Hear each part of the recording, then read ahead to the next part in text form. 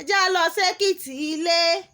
ẹ ká lọ o ẹjá lọ sékìtì ilé ọ̀rẹ́ ẹ bá mi ká lọ ẹjá lọ sékìtì ilé ká lọ kí bàbá wa o já lọ sékìtì ilé tó ń ṣọjọ́ ìbí o já lọ sékìtì ilé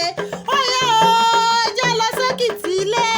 ẹjá lọ kí Professor Adeniyi Harrison ọkọ Olúwayẹmísí bàbá Adéyínká bàbá Olúwadùnsí àti bàbá Tèmilolúwa grandpa àwọn ọmọ olóríire ẹkú àṣeyẹ òní mo bá yín yọ̀ mo bá yín dúpẹ́ pójú yín tún rọ́dún tuntun happy birthday to you ọdún èyí ò ní jáṣe mọ́ Olúrótìmí ọlọ́jọ́ bí o ṣe bí gbogbo October 20 lọ́jọ́jọ́ ayọ̀ tó jọjọ́ ìrántí tó délé ayé mo ní ọdọọdún làárọ̀ rọ́gbọ́ ọdọọdún làárọ̀ ọ̀sà ọdọọdún làárọ̀ ọmọbì lórí àtẹ kọ́dún èyí sàn ẹ́ sọ́wọ́ kọ́dún èyí sàn ẹ́ sọ́wọ́ kọ́dún èyí sàn ẹ́ sẹ́mi gígùn àtàláfíà tó jò tẹ̀rù ilé alákọ̀ kìí gbẹ òníwọ́wọ́ tì nílé ayé ó ti wá ṣọdún èyí náà ó ṣe mí iná ńláńlá àtìdẹ́ra elédùà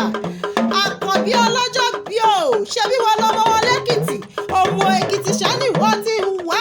ìwọ lọ́mọ èkìtì kété ìwọ lọ́mọ wá ọmọ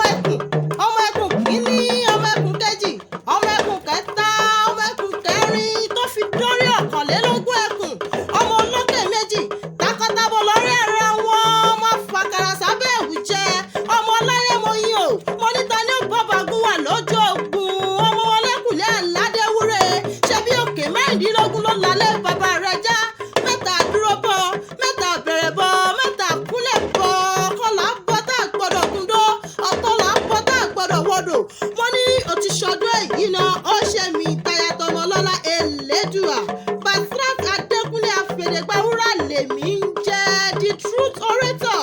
àti Afẹ̀dẹ̀gbàwúrà rẹ̀ fúnra rẹ̀ ló ń kí yín fàyẹyẹ ọjọ́ bí wọ́n ní àṣeyí ṣàmọ́dún o ọdún èyí ò ní jíjà ṣe mọ́ lọ́lá elédùà.